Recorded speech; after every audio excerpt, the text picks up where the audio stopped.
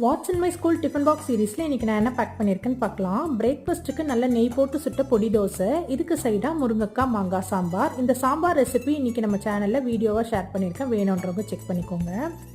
லஞ்சுக்கு நல்ல சாதம் வடிச்சிட்டு இதே சாம்பார்லேயே நெய் போட்டு பிசைஞ்சிருக்கேன். இதுக்கு சைடாக ஆப்பர்ஜின் ஃப்ரை தான் வச்சுருக்கேன்.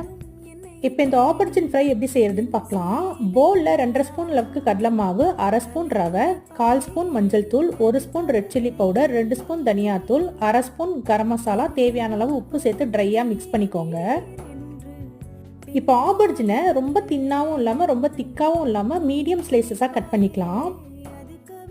இப்போ கட் பண்ணி வச்சுருக்க எல்லா ஸ்லைஸையும் நம்ம மிக்ஸ் பண்ணி வச்சுருக்க மாவில் டிப் பண்ணி நல்லா ட்ரையாக மேரினேட் பண்ணிக்கோங்க. தவால எண்ணெய் சேர்த்து சூடானதும் மேரினேட் பண்ணி வச்சிருக்க ஆப்பர்ஜின் ஸ்லைசஸை சேர்த்து 2 சைடும் நல்லா கிறிஸ்பியாக ஃப்ரை பண்ணி எடுத்திங்கன்னா சூப்பரான ஆப்பர்ஜின் ஃப்ரை ரெடி.